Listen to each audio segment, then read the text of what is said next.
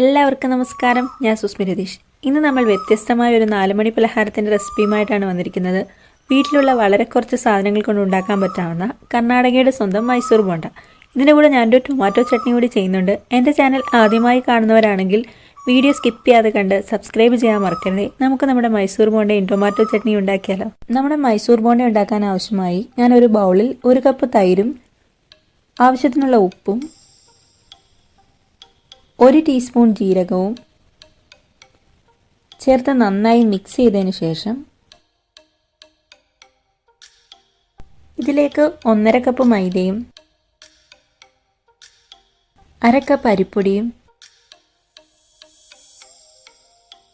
1/4 glass വെള്ളവും ചേർത്ത് ഇതേ പരുവത്തിൽ മിക്സ് ചെയ്തെടുക്കുക. അതിനുശേഷം നമുക്കിതിലേക്ക് ചെറുതായി അരിഞ്ഞ 4 മുതൽ 6 വരെ പച്ചമുളകും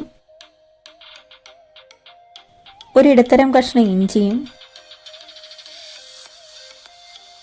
8 മുതൽ 10 വരെ കറിവേപ്പിലയും 2 ടേബിൾ സ്പൂൺ മല്ലിയിലയും ചേർത്ത് നന്നായി മിക്സ് ചെയ്തതിന് ശേഷം ഇതിലേക്ക് 1/2 ടീസ്പൂൺ ബേക്കിംഗ് സോഡയും ഒരിടത്തരം സവാളയുടെ പകുതി ചെറുതായി അരിഞ്ഞതും ചേർത്ത് നന്നായി മിക്സ് ചെയ്ത് അരമണിക്കൂർ റെസ്റ്റ് ചെയ്യാൻ വെക്കുക. മൈസൂർ ബോണ്ടയുടെ ടേസ്റ്റും എല്ലാം ഇരിക്കുന്നത് അതിൻ്റെ മിക്സിങ്ങിലാണ്. ഈ സമയത്ത് നമുക്ക് ടൊമാറ്റോ ചട്നി ഉണ്ടാക്കാം. ടൊമാറ്റോ ചട്നിക്ക് ആവശ്യമായിട്ട് 2 ടേബിൾ സ്പൂൺ എണ്ണയിൽ 6 അല്ലി ചതച്ച വെളുത്തുള്ളി ചേർത്ത് വഴറ്റിയെടുക്കാം.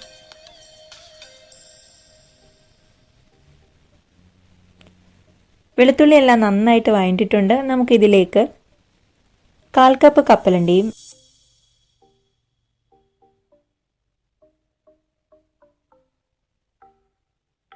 1 നെല്ലിക്ക വലിപ്പത്തിൽ വാളൻപുളിയും ചേർത്ത് ഒന്ന് മിക്സ് ചെയ്തതിന് ശേഷം 4-5 പച്ചമുളകും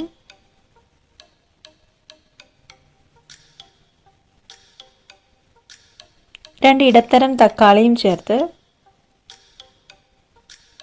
വഴറ്റിയെടുക്കാം.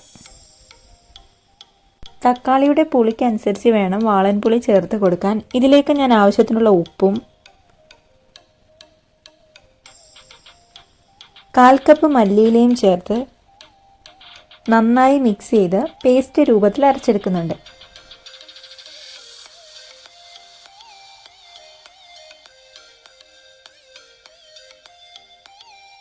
ഇപ്പം നമ്മുടെ മാവ് പൊളിച്ചിട്ടുണ്ട്.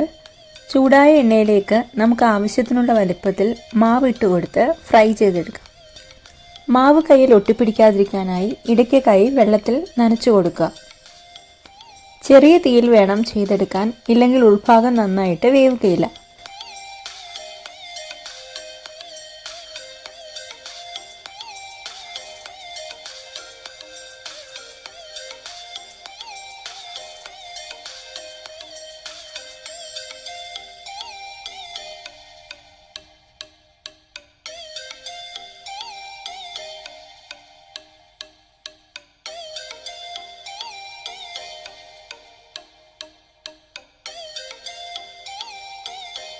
ഇപ്പോൾ നമ്മുടെ ബോണ്ടകളെല്ലാം ഫ്രൈ ചെയ്തെടുത്തിട്ടുണ്ട്.